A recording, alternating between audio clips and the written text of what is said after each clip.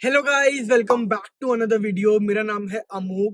I hope आप सब लोग अपनी लाइफ में बढ़िया कर रहे होंगे। मैं भी एकदम बढ़िया हूँ। एंड सबसे पहले thank you so much for the lovely response जो आप लोगों ने मेरी वीडियोस पे दिखाया है ना। काफी टाइम से चैनल पे कोई वीडियो नहीं आई थी एंड फिर से जब एकदम से वीडियो आई तो कितना अच्छा रिस्पॉन्स मिला है। Thank you so much for that. So आज ये है मेरी होंडा अमेज डीजल जो मैंने 2020 के अंदर परचेज करी थी। एंड ये जो चल चुकी है वो है 1,06,214 किलोमीटर ये चल चुकी है। आज जा रहा हूँ इसकी 1 लाख किलोमीटर वाली सर्विस करवाने। अब जो भाई लोग पुराने टाइम से जुड़े हुए होंगे उनको पता होगा, ये मेरी जो गाड़ी है इसके अंदर डीपीएफ का इशू रहता है, जिस वजह से इसकी जो सर्विसेज है वो थोड़ी सी इरेगुलर है। कभी 4-5 हजार ऊपर, कभी 4-5 हजार नीचे। लास्ट जो मैंने सर्विस करवाई थी वो 95-96 पे करवाई थी। अब इसलिए 10 हजार अब पूरे हुए हैं तो अब इसकी सर्विस कराने जा रहा हूँ। हालांकि इस बीच में 3 बार डीपीएफ की लाइट जरूर आई, जिसके अंदर 2 बार तो ये जैसे अभी रेगुलर है ना, अभी जो चेकआउट करो इसे बोलते हैं डीपीएफ की लाइट। अभी भी ये लाइट आई हुई है, ये कांस्टेंट है। ठीक है, ये ब्लिंक नहीं कर रही, यानी कि ऑटोमेटिकली रीजनरेट नहीं कर रही है। ये मुझे मैनुअल ही कराना पड़ेगा। 96,000 किलोमीटर पे जब मैंने सर्विस कराई थी उसके बाद ये चौथी बार लाइट आ रही है, जिसमें से 2 बार तो मुझे कंपनी जाना ही पड़ा था इसको मैनुअली करवाने रीजनरेट। एक बार ये ऑटोमेटिकली हो गया था। सो मैंने सोचा अब 11,000 किलोमीटर चली चुकी है, डीपीएफ के लिए जाना ही जाना है, इंजन ऑयल चेंज हो गई होगा, तो सोचा अब हाथ के सर्विस भी करा लेता हूँ। सर्विस की बात करें तो सबसे पहले मैं आपको इसके अंदर इसका एवरेज दिखाना चाहूंगा। 1,06,000 किलोमीटर चलने के बाद भी ये गाड़ी मुझे क्या एवरेज दे रही है, ये देखो। 110 की रेंज है, 613 किलोमीटर चल चुकी है और 21.2 किलोमीटर। और एसी मेरा हमेशा ऑन रहता है, as you all know. AC मेरा हमेशा ऑन रहता है। भाई ये माइलेज मशीन है, बट अब ना गाड़ी के अंदर कुछ कुछ प्रॉब्लम्स आनी शुरू हो गई हैं। जैसे कि मैं वीडियो के अंदर एक क्लिप डाल रहा हूँ अभी 10-15 दिन पहले, ऑल ऑफ अ सडन सुबह सुबह ना गाड़ी के अंदर एक आवाज सी आने लगी। बेल्ट की आवाज नहीं होती, चू चू चू चू की। अगर आप सुन पा रहे हो तो अभी भी आ रही है। मैंने एसी बंद करा है। नहीं, अभी तो नहीं आ रही। मैं क्लिप डालता हूँ, आप चेक करना। उसके अंदर ना गाड़ी के अंदर आवाज आने लगी, बेल्ट की चू चू चू चू आवाज आने लगी। अब वो शुरू शुरू का था, मुझे लगा सुबह सुबह का है। 10-15 मिनट आई, वो चली गई। रात को फिर आई, थोड़ी सी आवाज आई, बहुत थोड़ी सी। मैं वीडियो भी डाल रहा हूँ, आप चेक करना। वो थोड़ी सी आवाज आई तो अगले दिन मैं इसको सर्विस सेंटर ले गया।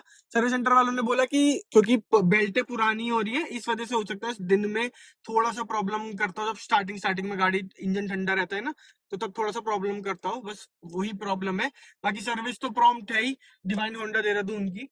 और इसके अलावा एक दो छोटी मोटी चीजें और हैं, जैसे कि उस जब जब वो गाड़ी के अंदर बेल्ट के अंदर आवाज आ रही थी, जब वो दिखाने गया था तो पता चला कि रियर के जो हैंड ब्रेक का वायर होता है ना, हैंड ब्रेक का वायर जो होता है वो लूज है, या वो चेंज होना है या खराब होना है, मुझे नहीं पता एग्जैक्टली क्या है।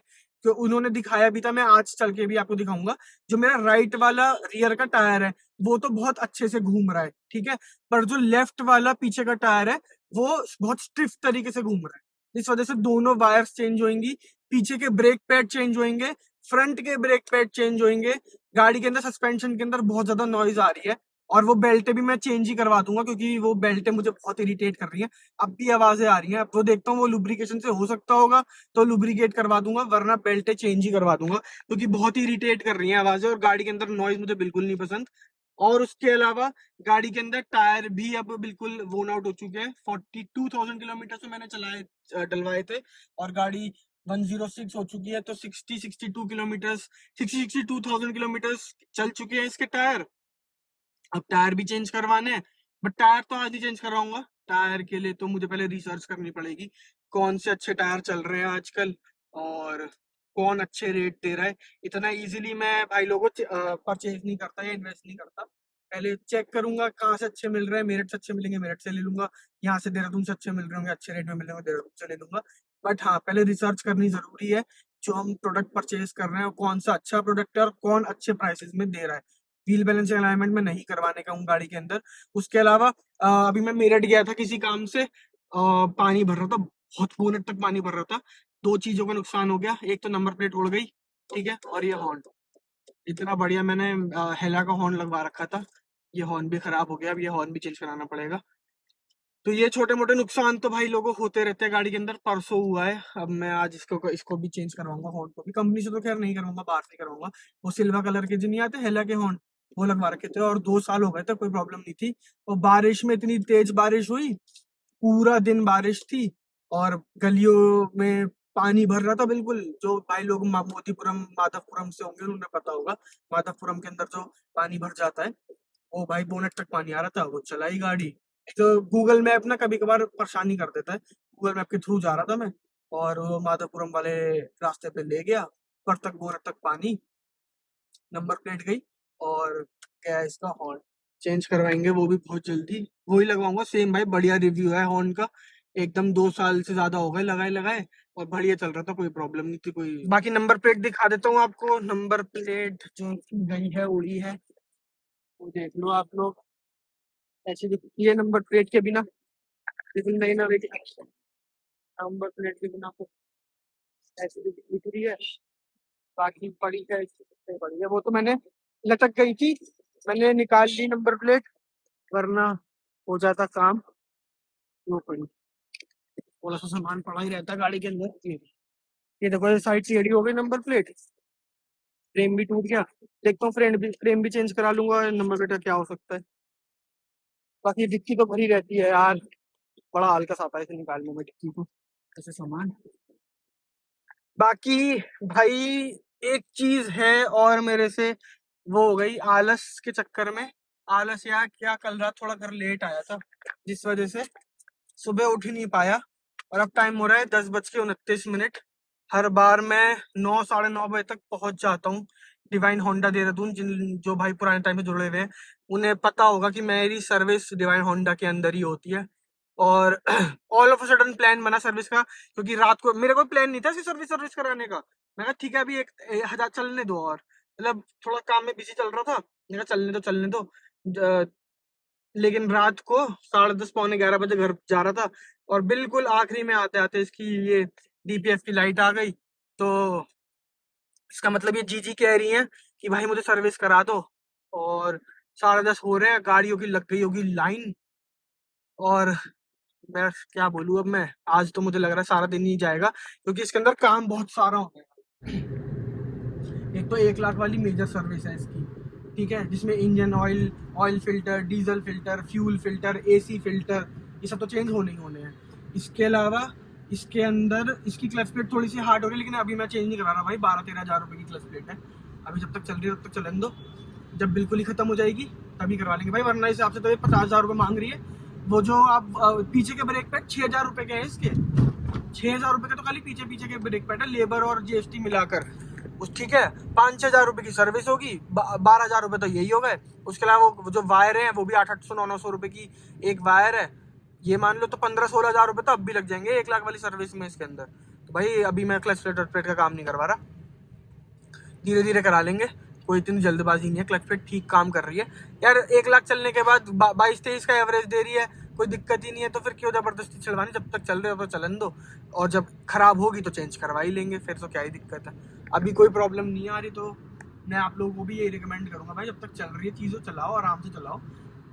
एक बात बताओ, 10-15 हज़ार रुपये जो आप पहले खर्च करोगे, इसका पुरानी क्लच प्लेट का कुछ मिलना तो है नहीं, ठीक है, तो कबाड़ में ही जानी है। तो एटलीस्ट इसका फुल यूटिलाइज तो कर लो ना, प्रॉब्लम कहीं होनी नहीं। वो देखो इतना का, अगर आप लोग को इतनी भी नॉलेज, अगर गाड़ी की बिल्कुल नॉलेज नहीं है तो भाई चेंज करवा लो।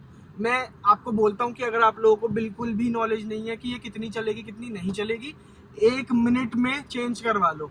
बट अगर नॉलेज है तो उसका फुल यूटिलाइज करो, क्योंकि अगर जब आपकी, जैसे मेरी ये क्लच प्लेट वॉर्न आउट होनी शुरू हो गई है, तो मुझे पता है कि मुझे इस पर ज़्यादा क्या बोलते हैं प्रेशर नहीं देना, जिससे इसकी लाइफ बढ़ी रहे। और ऐसा भी नहीं कि ये वॉर्न आउट होनी शुरू हुई है तो कुछ ज़्यादा प्रॉब्लम है, वो 10% होता है ना, 10% वाली बात है कि अब थोड़ी सी हार्ड होनी शुरू हो गई है। बाकी और कोई प्रॉब्लम नहीं है गाड़ी के अंदर भाई, कोई भी प्रॉब्लम नहीं है, कोई मतलब रेटलिंग नॉइज ऐसा सच नहीं है। वो तो देखो जो अब आनी है वो आनी है, क्योंकि 1 लाख गाड़ी चल चुकी है और रबर वबर इसकी खराब हो रही है। अब वो रबर वबर तो क्या ही चेंज करवानी, अब तो वो आवाज़ें करेंगी 10-15-20%, ज़्यादा नहीं, 10-15-20% की जो रेटलिंग नॉइज़ है वो आनी है, उसका कोई इलाज नहीं है। ठीक है। बाकी एसी का हल्का सा परफॉर्मेंस मुझे लो लग रहा है, मुझे नहीं लग रहा था ऑनेस्टली। कोई बैठा था गाड़ी के अंदर, उसने कहा कि गाड़ी का एसी तो ठीक काम कर रहा है, बट जो हवा फेंक रहा है ना वो उतनी बढ़िया नहीं फेंक रहा है। तो कैबिन फिल्टर खराब है या फिर गैस कम है। ऑल्दो अब सर्दियाँ आ गई हैं, ऑल सितंबर हो चुका है, देहरादून के अंदर तो वैसे भी रात को सर्दी आ गई है, एसी इतना चलता नहीं है, बट दिन में चलता, रात में तो चलता नहीं है, तो सफिशिएंट लग रहा है। कैबिन फिल्टर ही क्लीन कराऊंगा, गैस वैस में नहीं डलवा रहा। मुझे एसी के अंदर छिड़वाना पसंद नहीं है। मेरी पुरानी टाटा मांजा है, आज तक उसका एसी का काम नहीं हुआ है। एक हमारे पास इंडिगो थी, वो 2.25 लाख किलोमीटर चलाई थी, उसके अंदर भी एसी का काम नहीं छिड़वाया था और एसी एकदम जैंगो चलता था। बस कैबिन फिल्टर क्लीन करवाते थे और रेडिएटर क्लीन करवा देते थे। तो बस यही चीज़ है। चल रहा हूँ डिवाइन होंडा। भाई लोगों, डिवाइन होंडा तो मैं देखो पहुंच गया, लेकिन ये जो है ना कि ये माई के आते आते ये जो क्या बोलते हैं जीजी है हमारी, और प्रॉब्लम देना शुरू कर दिया। ये देखो मैंने ब्रेक मारा, आवाज सुन रहे हो? ये देखो चल रही, कोई प्रॉब्लम नहीं। ये देखो आवाज सुन रहे हो? पर ये नई आवाज अभी आई है, ये देखो।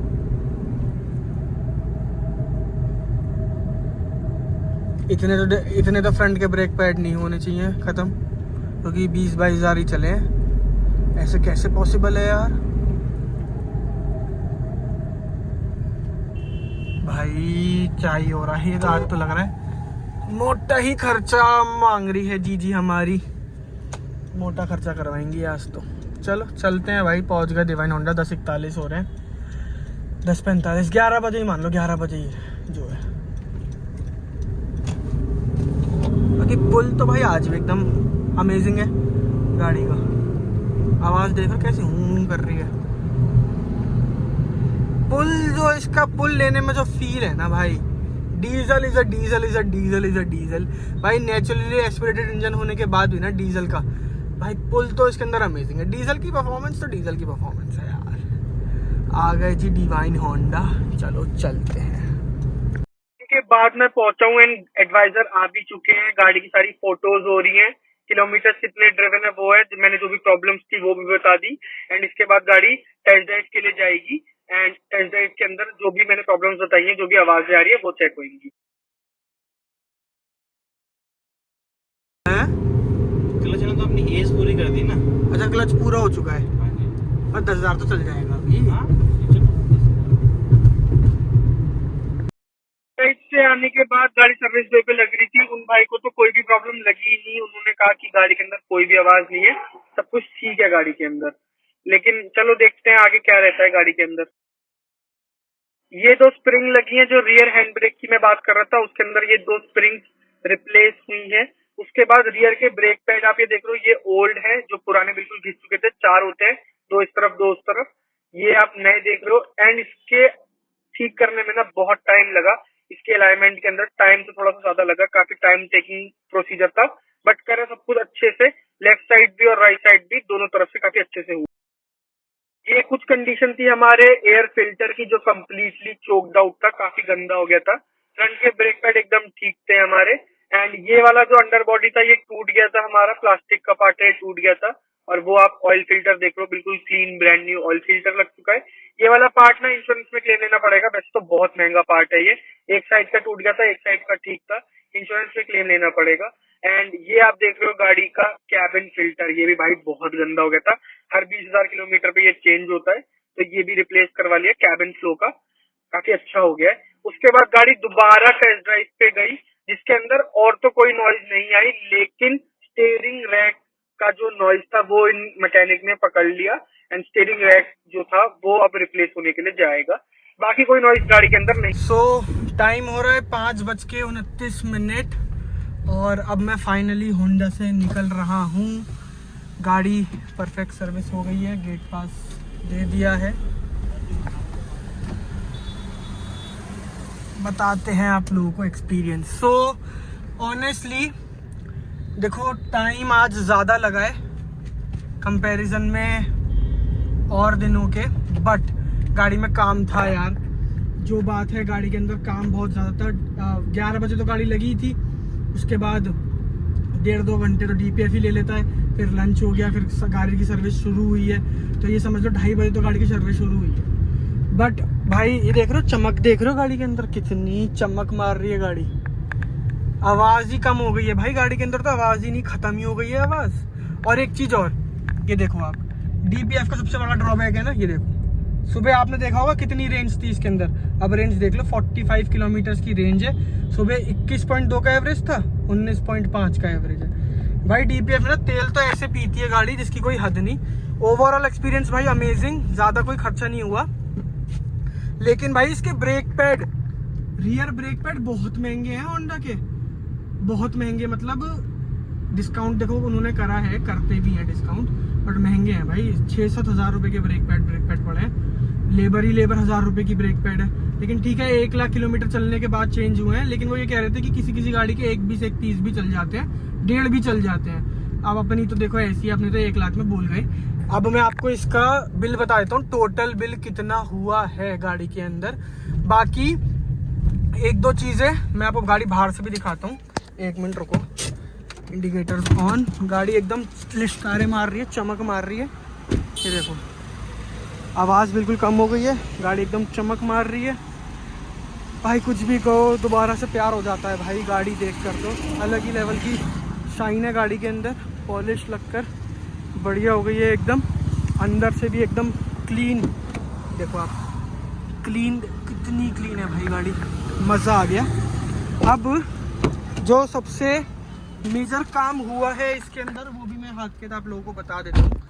सबसे पहले तो इसके अंदर भाई फ्रंट के ब्रेक पैड ठीक थे, कोई प्रॉब्लम नहीं थी फ्रंट के ब्रेक पैड के अंदर। वो ब्रेक पैड क्लीन हो गए, सब कुछ साफ हो गया। जो बेल्टो बुल्टो की आवाज़ें आ रही थी वो भी सब ठीक हो गई। वो जो ब्रेक मारने पे आवाज़ आ रही थी वो आ रही थी, डस्ट घुसा हुआ था, वो भी चेंज हो गया। और जो गाड़ी थोड़ी रफ चल रही थी, इसका एयर फिल्टर बिल्कुल चोक था, कैबिन फिल्टर बिल्कुल चोक था, वो सब कुछ ठीक हो चुका है। उसके अलावा ये देखो आप, अगर आवाज़ आ रही हो, अगर ये आवाज़ सुन पा रहे हो आप, तो स्टीयरिंग रैक भाई लोगों इसका ख़राब हो चुका है। स्टीयरिंग रैक चेंज होएगा, बट तुम्हारे भाई की गाड़ी है, वारंटी के अंदर एक्सटेंडेड वारंटी करा रखी है। 15-20 हज़ार रुपये का स्टीयरिंग रैक है, वो फ्री ऑफ कॉस्ट रिप्लेस होएगा। पार्ट अवेलेबल नहीं था, वारंटी का पार्ट है। आज ट्यूसडे है, वेडनेसडे तक आ जाएगा, वेडनेसडे कह रहा हूँ, थर्सडे फ्राइडे तक आ जाएगा, मंडे को चेंज करा लेंगे। खर्चा, अब मैं आप लोगों को खर्चा बता देता हूँ भाई लोगों। इसके अंदर जो टोटल खर्चा हुआ है, टोटल खर्चा भाई इस बार तो मोटा आया है वैसे तो, बट ठीक है, कुछ नहीं कर सकते। ये देख लो जी, टोटल जो पे किया है मैंने 13,067 रुपीज़ मैंने पे करे हैं, जिसके अंदर आप चेक करो 9548 के तो पार्ट है, GST इंक्लूडिंग, और 3518 रुपये की लेबर है डिस्काउंट करने के बाद। अब जो काम हुआ है इसके अंदर वो भी दिखा देता हूँ, जो काम हुआ है इसके अंदर। 1 मिनट भाई, ये देखो, ये तो नॉर्मल 1 लाख वाली सर्विस है जो कि 2448 की है। उसके अलावा बहुत सारा काम ये भी हुआ, चेक के तो कोई पैसे मुझसे लेते नहीं, टायर रोटेट का कोई पैसा नहीं है, रिप्लेसमेंट का कोई पैसा नहीं है। इसके अलावा भाई इसमें ओहो उल्टा, ठीक है, ये देखो रिप्लेसमेंट, ऑयल फिल्टर का कोई रिप्लेसमेंट नहीं हुआ, फ्यूल फिल्टर का कोई रिप्लेसमेंट नहीं हुआ, रिप्लेस इंजन कूलेंट का कोई वो नहीं है। उसके बाद जो पैसे लगे हैं वो रेडिएटर लिक्विड डला है 1253 रुपये का, वो बहुत महंगा है। इंजन ऑयल डला है 2715 का, ये एयर क्लीनर डला है 330 रुपये का, 390 का पड़ा है। ऑयल फिल्टर कार्टेज पड़ी है 394 रुपये की। और ये एलिमेंट ऐसे फ्यूल फिल्टर होगा मेरे हिसाब से, ये 1271 का ये है। और वॉशर ड्रेन प्लग है कोई 36 रुपये का। और ये जो ब्रेक पैड है 1008 रुपये के, जो 1070 के पड़े हैं, आगे से लेबर है। और ये ब्रेक पैड शू किट RR ब्रेक, ये 2114.88 के 2707 रुपये का ये है। और जी फिर ये है एलिमेंट फ़िल्टर, आगे से कैबिन फ़िल्टर है, जो कि 779 रुपीज़ का पड़ा है। तो ये है भाई, ओवरऑल गाड़ी एकदम मक्खन हो गई है। ये देखो आप, आवाज़ ही बदल गई, ये देखो क्या आवाज़ हो गई है गाड़ी के अंदर। फिर 10,000 किलोमीटर चलने के लिए तैयार। सर्विस अमेजिंग है भाई। 13,000, मतलब अगर देखा जाए तो रियर के ब्रेक पैड थे 6,000 रुपये के, 13,000 में से 6,000 माइनस कर दो भाई, 7,000 रुपए में 1 लाख किलोमीटर की सर्विस हो गई इसकी। कुछ लोगों को लगेगा महंगा भाई, अपने हिसाब से तो ठीक है। अगर मैं ओवरऑल बताऊं ना, तो अगर मैं बात करूं 1,06,000 किलोमीटर चलने के बाद, भाई मैं अभी होंडा कनेक्ट ऐप पे चेक कर रहा था, मैंने ये वाला इंक्लूडिंग भी कर लूँ अगर, क्योंकि अभी अपडेट नहीं हुआ है, तो भाई मोटा मोटी 70,000 रुपये करीब पे किए मैंने सर्विस पे। 1,06,000 किलोमीटर चलाने के बाद 70,000 रुपये पे किए भाई, बहुत बढ़िया है। और अगर रिप्लेसमेंट की बात करूं तो भाई ये वाला रैक में रिप्लेस करवा चुका हूँ, सीट बेल्ट का ये रिप्लेस करवा चुका हूँ एक्सटेंडेड वारंटी के अंदर। ये खराब हो गई थी, वीडियो मैंने डाली थी, ये सेंसर खराब हो गया था, रिवर्स पार्किंग सेंसर खराब हो गए थे, वो मैंने चेंज करवा लिया वारंटी के अंदर। रियर का शॉकर खराब हुआ था, वो वारंटी में चेंज करवा लिया था। फ्रंट का शॉकर खराब हुआ था, वो वारंटी में चेंज करवा लिया था। स्टीयरिंग रैक में वारंटी में चेंज करवा लेता हूँ, अब करवा लूंगा। मतलब भाई उस टाइम पे मैंने डील में लिया था ऑनेस्टली, जब गाड़ी परचेज करी थी एक्सटेंडेड वारंटी और आरएस से 5 साल का मैंने डील में लिया था। मैंने कोई एक्स्ट्रा पे नहीं किया था, जो भी थोड़ा बहुत जो डिस्काउंट करा होगा भाई, टोटली वर्थ है भाई। 20,000 रुपये का तो स्टीयरिंग रहेगा, कितना काम मैं करवा चुका हूँ भाई। बाकी amazing service, divine Honda always recommended. उनसे बेटर सर्विस मुझे नहीं लगता कि हमारे इस बेल्ट में होंडा के अंदर कोई दे सकता है। मतलब amazing service, kudos to Divine Honda, kudos to Honda team. कोई पेड प्रमोशन नहीं है भाई, 13,000 रुपये पे करके आया हूँ, बट अच्छी सर्विस मिलती है तो भाई मन करता है रिकमेंड करने का, प्रमोट करने का खुद से। उसके अलावा थोड़ा सा टाइम लग गया भाई, ठीक है, वो मेरी भी गलती है भाई। 10 बजे शोरूम खुलता है और 9:30 बजे से गाड़ियाँ आनी शुरू हो जाती हैं। मैं पहुंचे 11:15 बजे हूँ। उसके बाद भी आपने देखा हाथ की हाथ गाड़ी टेस्ट ड्राइव पे चलेगी, सब कुछ हो गया। अब भाई जब गाड़ी लगी गई है उस पे लिफ्ट पे, तो जब तक वो खत्म नहीं होंगी तब तक वो क्या ही कर लेंगे। तो no complaints, no regrets, amazing service. बाकी वीडियो कैसी लगी जरूर बताना कमेंट में जाके। आपकी कितनी सर्विस का कॉस्ट आया था आपकी गाड़ी का 1 लाख किलोमीटर चलने के बाद, जरूर बताना कमेंट में जाके। ऐसी वीडियोस के लिए मेरे चैनल को सब्सक्राइब कर लो, बेल नोटिफिकेशन ऑन कर लो और मुझे इंस्टाग्राम पे भी फॉलो कर लो फॉर क्रेजी अपडेट्स। तो फिर चलिए मिलता हूँ ऐसी किसी और वीडियो में। Till then bye, take care, signing off. आज ही मैं इसकी 1 लाख किलोमीटर वाली भाई सर्विस करा के आया हूँ। अभी 13,000 रुपये पे करके आया हूँ। और भाई मतलब इतना बुरा और बेकार लग रहा है ना, इसका एसी बंद हो गया भाई।